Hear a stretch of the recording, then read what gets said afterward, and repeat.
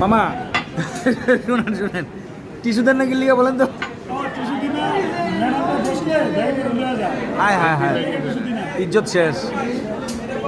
প্রিয় বন্ধুরা আসসালামু আলাইকুম। গেছিলাম মিরপুর, সারাদিন কাজ করলাম, ঘুরতে ঘুরতে প্রচুর ক্ষুধা লাগলো। আনোয়ার ভাই আমি খাবারের দোকান খুঁজতেছিলাম। আমরা বরাবরই বাইরে খাওয়া দাওয়া করি বেশি, তাই নতুন নতুন হোটেল রেস্টুরেন্ট খুঁজতে থাকি কোনটাতে আজকে খাওয়া যায়।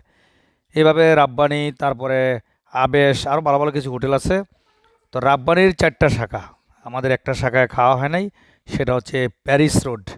তো প্যারিস রোডের রাব্বানি হোটেলের আমরা সন্ধান পেয়ে ভিতরে গেলাম এবং খাবার আইটেম দেখলাম খুবই ভালো। এর ভিতরে 4 প্রকারের ভর্তা, লতি চিংড়ি দিয়ে, কচুর লতি, ডাল দিয়ে লাউ এবং টমেটো দিয়ে বাইন মাছ রান্না করছে। তো সবচেয়ে চমৎকার হলো লতি চিংড়ি দিয়ে, এই খাবারটা অন্যরকম ছিল। কচুর লতিটা এতটাই স্বাদ ছিল, তখন সিদ্ধান্ত নিলাম আবার কচুর লতি নিলাম, আর এক বাটি কচুর লতি নিলাম, নিয়ে খাওয়া দাওয়া করতেছি, গল্প করতেছি। এর ভিতরে হোটেল বয় এসে বলল যে মামা আর কী লাগবে। ফাঁকিতে জিজ্ঞেস করলাম তোমাদের টেবিলে টিস্যু থাকে না কেন। অদ্ভুত এক উত্তর দিল, উত্তরটা শুনলে আপনারা অবাক হয়ে যাবেন। তা যাই হোক, বললাম যে আরেক বাটি কচুরলতি নিয়ে আসো।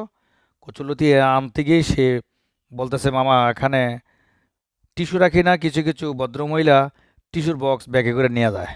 এই অস্থির গল্প শুনলে তো আমি হাসতে হাসতে শেষ। তখন বলতেছে আমরা পকেটে টিস্যু রাখি, এই জন্য এত নামি দামি হোটেলের টেবিলে আমরা টিস্যু রাখি না। টিস্যু, তারপরে টুথপিক, এগুলো সব নিয়ে চলে যায় মেয়েরা। তারপরে বন্ধুরা সারাদিন ভিজিট করি, অডিট করি, বাইরে বাইরে খাওয়া দাওয়া করি। তো খাবার দাবার যথেষ্ট ভালো ছিল রাব্বানি হোটেলে, মিরপুর প্যারিস রোডে। আপনারাও চাইলে এখানে আসা যাওয়া করতে পারেন, খেতে পারেন।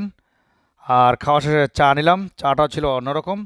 খাওয়া শেষে চা খেলে আসলে অন্যরকম স্বাদ লাগে। তো আমাদের আনারবের সাথে খাওয়া দাওয়া করলে চা ছাড়া চলবেই না, চা খেতেই হবে। তো পরিশেষে রাব্বানি হোটেলের এই হোটেল ভাই আমাদের সেই সুন্দর গল্পটা শোনালো। শুনুন আপনাদের সে কি বলছে, শুনুন। সে আপনারা কমেন্টস করবেন। মামা শুনেন শুনেন টিস্যু দেন নাকি লিগা বলেন তো।